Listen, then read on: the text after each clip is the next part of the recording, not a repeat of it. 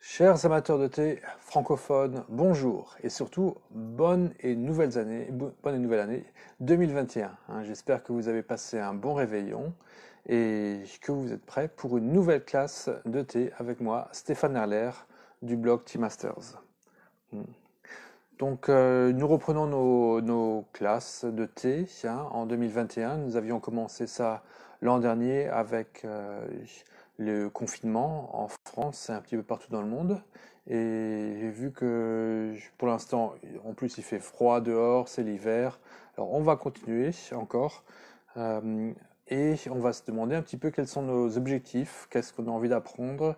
Et si vous avez des bonnes idées, si vous avez des suggestions, je suis bien sûr ouvert à vos idées, vu que ces classes, elles sont pour vous. Et je vais vous donner également un petit peu quelques-unes de mes idées, de mes orientations.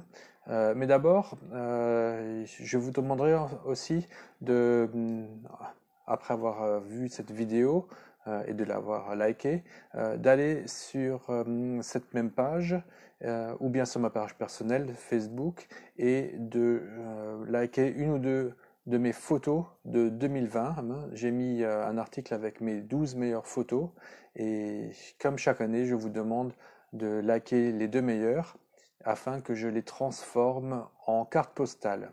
Et ces cartes postales encore, elles sont pour vous.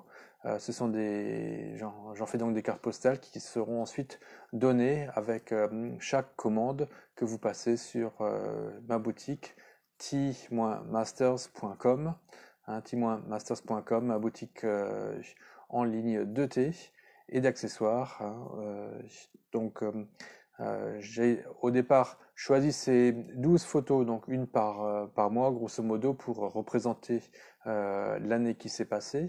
Et je l'ai fait en utilisant notamment vos likes sur Instagram. Ils m'ont orienté pour savoir quelles étaient les photos que vous avez préférées chaque mois. Donc je les ai recoupées en 12. Et euh, vous le trouvez également sur mon blog. Mais maintenant, c'est sur Facebook que vous pouvez voter pour les deux meilleurs. Et je vous remercie parce que plusieurs internautes m'ont dit que c'est vraiment pas facile cette année. Et elles sont toutes très jolies. Je vous remercie pour ce genre de remarques. La photographie au départ, c'était pas vraiment c'est toujours pas ma profession non plus. Je suis quand même plutôt dans le thé.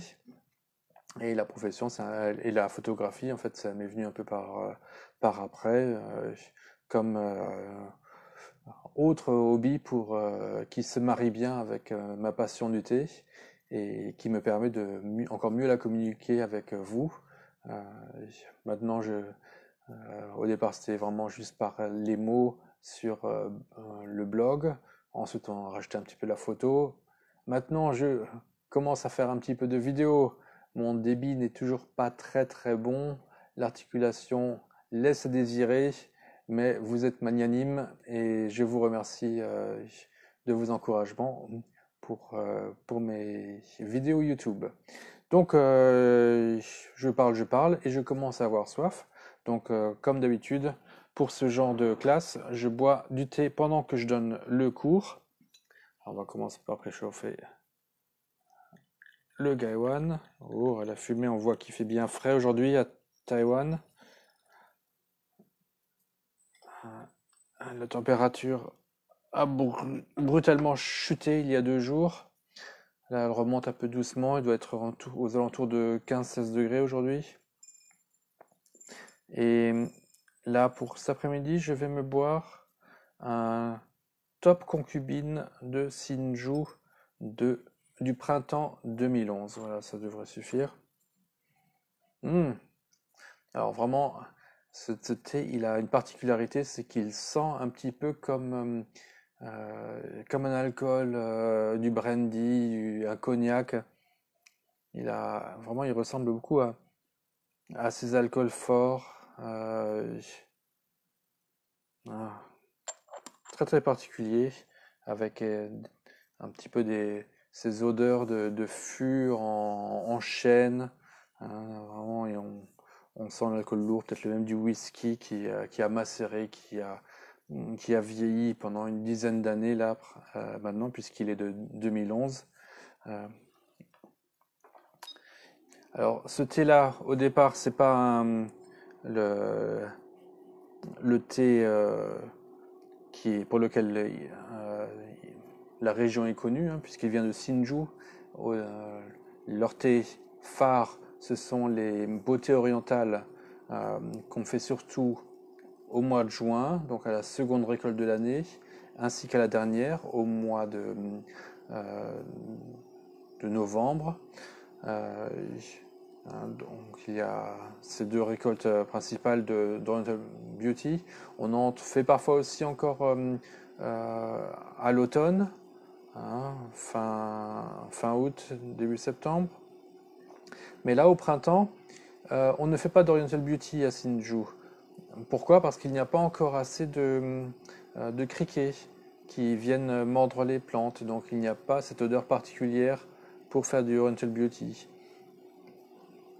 Alors, mais les feuilles, elles poussent, il faut les récolter, sinon ça ne sert à rien. Alors qu'est-ce qu'on fait avec ces feuilles? En fait, ça dépend un petit peu de chaque fermier, hein. Certains vont en faire du thé vert, euh, d'autres peuvent en faire un houlon frais. Et ce fermier-là, chez lequel je prends également mon Oriental Beauty Tradition, euh, lui, il est beaucoup plus traditionnel et donc effectivement, il va le transformer en oolong roulé, mais il va également le torréfier. C'est pour ça que son aspect est assez foncé et qu'il est assez petit, hein, parce qu'il est roulé. Alors on remarque quand même que les feuilles sont la plupart assez petites. Donc c'est une bonne récolte assez jeune. Euh, il y a quelques petits bourgeons. Et avec cette version top, en fait, il distingue souvent la qualité. Euh, Ça veut dire que ces feuilles, elles proviennent d'une de ses meilleures plantations. Alors, s'il en faisait du beauté orientale, ça pourrait valoir 3, 4, 10 fois le prix. Mais quand c'est en version concubine, je dis que, enfin, ce que moi j'appelle concubine à ce moment-là, donc là, les prix vont être beaucoup plus raisonnables et ça reste quand même de la très très grande qualité parce que ce sont des plantations qui sont vraiment très organiques, sans aucun pesticide, vu qu'on veut favoriser l'arrivée de ces petits criquets pour donner le bon goût du beauté orientale.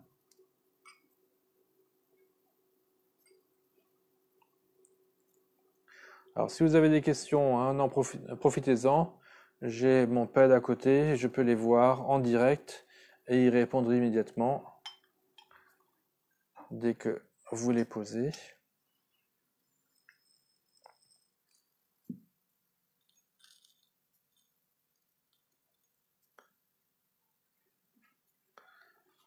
Voilà, donc elles sont roulées.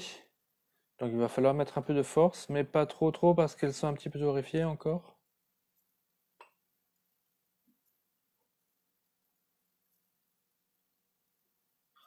Voilà, je vais donner un petit peu de force pour les faire tourner, mais pas non plus trop de force,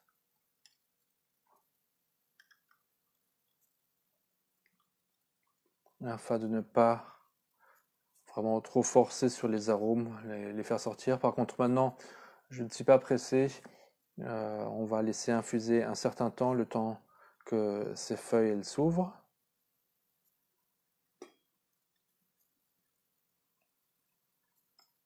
Parce que la gorge devient vite sèche quand on parle. Il me tarde de boire ce thé.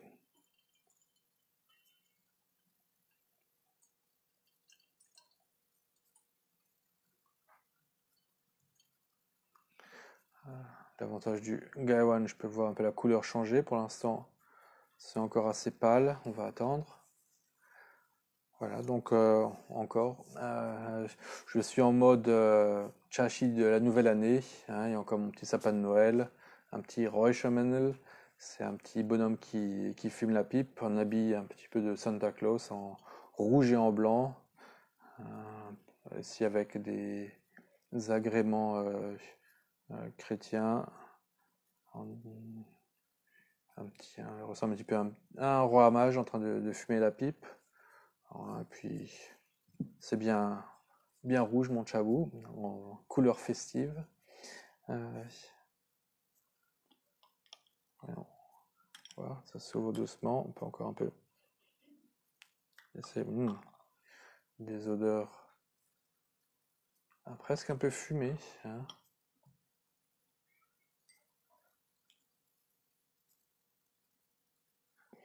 Voilà, c'est un thé que j'ai rajouté l'an dernier parce que ma version normale de 2011 arrivait à la fin, euh, qu'elle n'est plus disponible chez le fermier. Par contre, il avait encore cette version top de 2011 qui, bien sûr, est encore meilleure, mais aussi un petit peu plus cher. Mais je trouve que ça vaut le coup.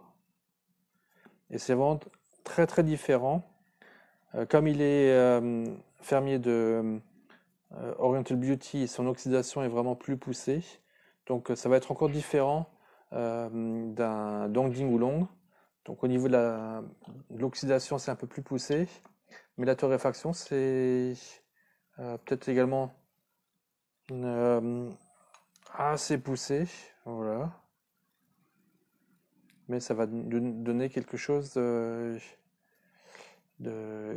presque alcoolisé, hein. Très intéressant. Ah, vous voyez la belle couleur orange, hein, bien transparente, peu de, très très peu de bris de feuilles. Les odeurs sont vraiment très particulières, très. Il y a un petit côté un petit peu fumé et un côté très fruité, ainsi qu'un donc ce côté presque alcoolique. Le tout est très très sucré en bouche, très rond, très harmonieux. Beaucoup de finesse. Ah, c'est vraiment le thé typique qui réchauffe, hein, donc il convient très bien à ce samedi après-midi où il fait un petit peu froid. Voilà. Alors, pour en revenir un petit peu à notre petit cours d'aujourd'hui, je voulais vous donc demander un petit peu des suggestions sur ce que vous aimeriez apprendre en 2021, sachant que euh, dans ma philosophie, en fait, on va souvent passer d'un sujet à un autre. On va rarement rester juste bloqué sur, par exemple, les théières ou bien sur le thé de haute montagne. Moi, ce qui est quand même intéressant avec le thé, c'est qu'on est pratiquement obligé de tout le temps s'améliorer dans dans un grand nombre de domaines, de passer euh, donc d'un sujet à l'autre, parce que euh, si on veut vraiment bien réussir un thé, il y a de nombreuses choses à maîtriser, et de nombreux sujets. Alors bien sûr, le plus important, ça va être le thé lui-même, la qualité de ce thé et son caractère. Alors pour cela, euh, c'est là que j'interviens et que je fais mon meilleur avec mes sélections depuis maintenant plus d'une quinzaine d'années. Et je pense que avec tous les cours que j'ai pris chez T. Parker et l'expérience que j'ai pu accumuler depuis 15 ans, j'arrive vraiment à vous trouver des thés de très très grande qualité, surtout habitant à Taïwan, euh, et en ayant maintenant des bonnes connexions depuis une quinzaine d'années. Euh, et comme je ne fais pas vraiment dans le volume à outrance, mais vraiment plutôt dans le thé de qualité, des thés que je vais boire également moi-même, j'arrive vraiment à vous trouver des très bons thés et que je décris de la manière la plus rationnelle, la plus objective possible, jusqu'à avoir même la date de récolte, hein, sauf pour des thés un petit peu plus anciens comme ce thé de 2011. Là, on va savoir qu'il provient du printemps, mais quel jour exactement, ça, on n'a plus l'information. Par contre, pour des thés un peu plus récents de l'année, ça d'habitude j'arrive à avoir ces informations-là. Alors, euh, mais pour bien réussir son thé, il ne suffit pas de bien connaître le thé qu'on est en train de faire et de trouver des bonnes feuilles. Il faut aussi, il faut d'abord utiliser aussi une bonne eau. Il faut bien savoir la bouillir, hein, la mettre à la bonne température. Donc, en fait, c'est l'ébullition. De préférence, utiliser une bonne bouilloire qui est bien adaptée. Euh, Qu'est-ce qu'il faut encore? Il faut utiliser également un bon gaiwan ou bien une bonne théière qui est adaptée à ce thé. Là, en l'occurrence, avec ce thé assez fortement oxydé, le, la porcelaine marche assez bien. Avec une théière en niching, on aurait pu encore l'arrondir, mais comme ce thé maintenant a une dizaine d'années en fait et qu'il est de très bonne qualité, il n'a pas tellement besoin d'être beaucoup plus arrondi. Il est très très moelleux, très sucré. À la rigueur, la théière pourrait peut-être encore plus l'arrondir, mais on perdrait un petit peu en détail. Là, les détails, ils sont déjà très très bons, donc pour moi, le Gaiwan, il convient très très bien avec ce thé déjà. Qu'est-ce qu'il faut encore? On pourrait également parler un peu plus de conservation, hein, comment est-ce qu'on l'a conservé pendant 11 ans. Euh, on aurait pu également parler des coupes, hein, avoir le bon choix de coupe pour, en- pour l'apprécier le mieux possible. Euh, Comment bien l'infuser, hein, et comment bien le présenter sur un châssis. Donc en fait, on voit qu'il y a plein de sujets différents qui viennent s'ajouter les uns aux autres pour faire une très très bonne expérience de dégustation. Il y a donc le thé, l'eau, le gaiwan, la conservation, le boire dans des coupes, bien le présenter et savoir bien l'infuser. Hein, donc ça, c'est un grand nombre de thèmes qu'on va toujours essayer d'aborder encore et encore, parce que s'il y en a un seul de ces sujets qu'on ne maîtrise pas, ça va être un petit peu ce qu'on appelle le chaînon manquant, ou bien le chaînon le plus, le plus faible, hein, et qui va un petit peu faire rater l'expérience. Hein. C'est celui le plus faible qui fait que c'est moins bien. Donc, chaque fois qu'on est bon dans un de ces sujets, il ne faut pas oublier de s'améliorer dans les autres pour qu'on soit à peu près au même niveau. Sinon, si on a, s'il y a un seul de ces sujets où on n'est pas bon, en fait, toute l'expérience toute la dégustation peut rater, quoi. Donc, mon idée, c'est de vous donner des cours, un petit peu chaque fois en alternance, pour vous muscler vos connaissances, votre expérience sur chacun de ces sujets, afin que vous vous améliorez petit à petit, euh, et pas que vous ayez de grosses lacunes qui vous empêcheraient de vraiment profiter de la qualité de votre thé. Voilà, passons à une seconde infusion de ce thé. Je vous montre un peu rapidement comment les feuilles sont déjà bien ouvertes dans le gaiwan.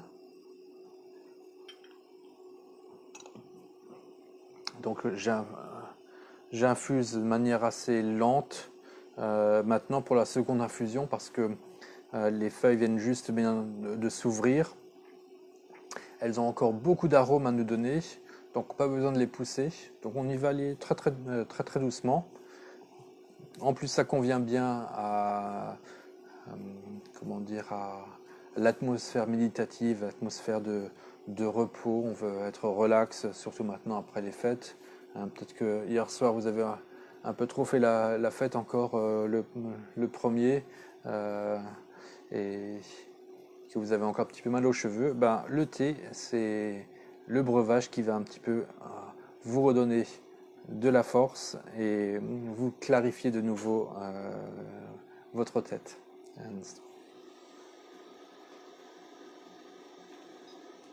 Donc comme d'habitude, moi je ne parle pas pendant que je verse, afin de vraiment être bien concentré sur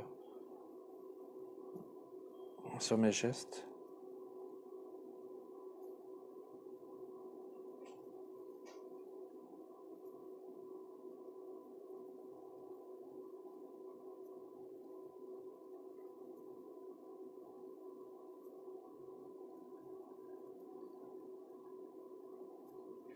Ok.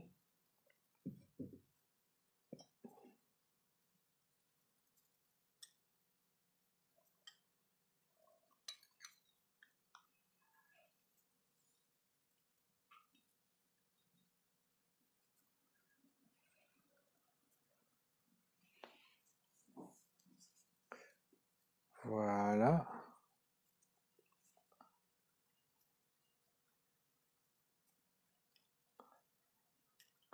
Donc c'est toujours un petit challenge d'arriver à verser ensuite dans les coupes sans en mettre à côté.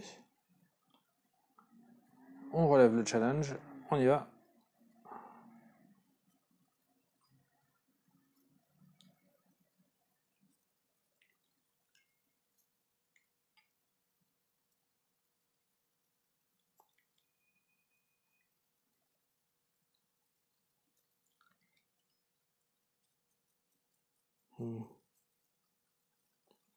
En versant directement dans les coupes, la température est la plus élevée possible pour ce thé. Et quand la température est élevée, c'est là aussi que les arômes sont les plus intenses. Oh, ça sent vraiment très très bon. En plus, on voit que la fumée, elle va vers moi. Mmh, ça sent très bon.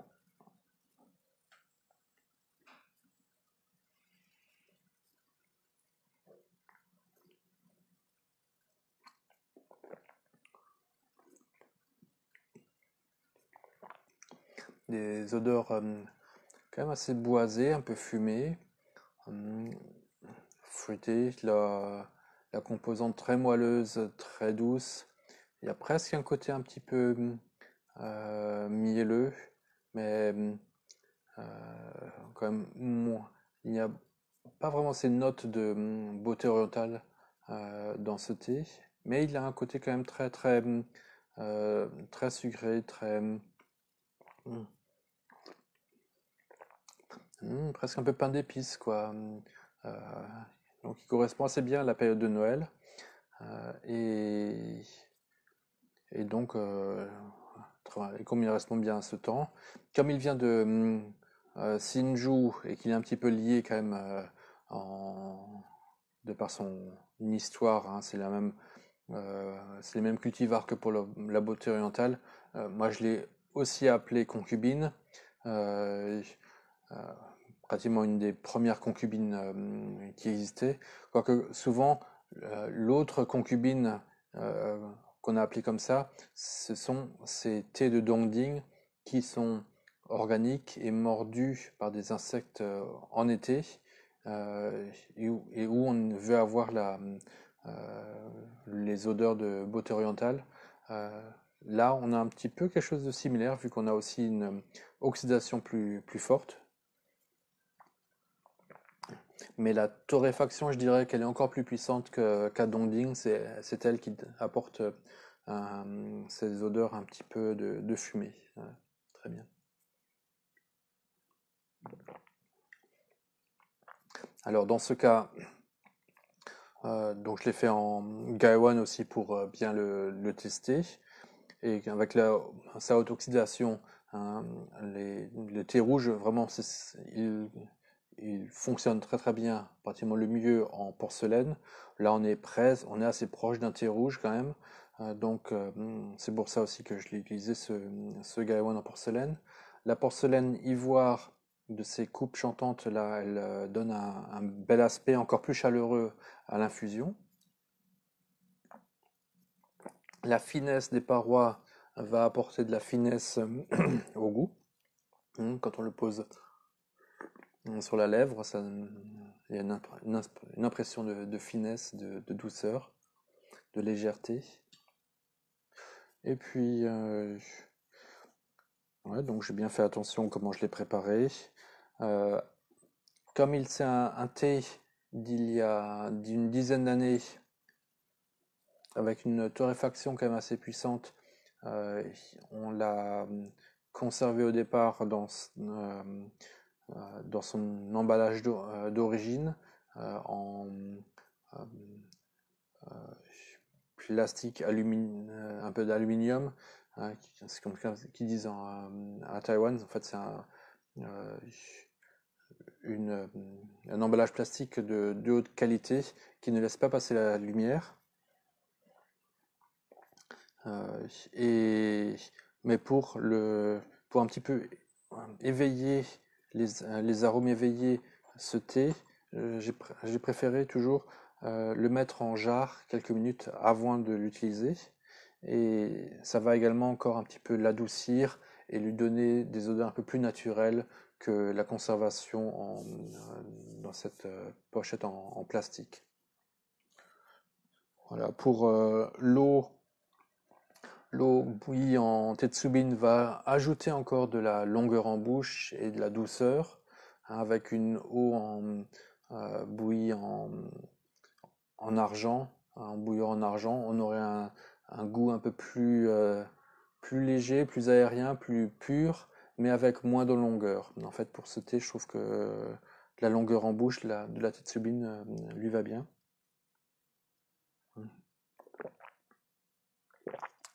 Et bien sûr, on a gardé ce chashi de la nouvelle année, hein. On va encore un peu avec des décorations de Noël, car on est le 2 janvier. Alors ça, c'est quelque chose d'un peu plus personnel, à chacun de préparer son chashi un petit peu comme il l'entend, mais ça donne une dimension un peu plus créative à, à l'expérience du thé, à la dégustation. Et, et donc c'est quelque chose qui est intéressant d'avoir, mais qui n'est pas essentiel, hein. C'est pour ça que on va pas passer non plus tout le temps à discuter des chashi et, et de comment faire un joli chashi. Ça, l'esthétique est aussi un petit peu du goût de chacun.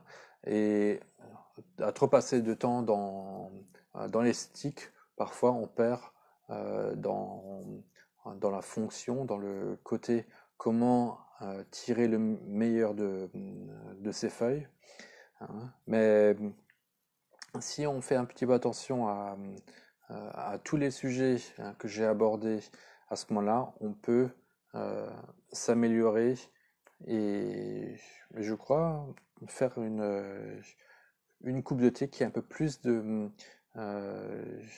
saveur parce que on y a mis euh, beaucoup de cœur, parce qu'on y a mis aussi beaucoup de connaissances, on y a mis du travail et de l'expérience, et à la fin de la beauté, de la créativité.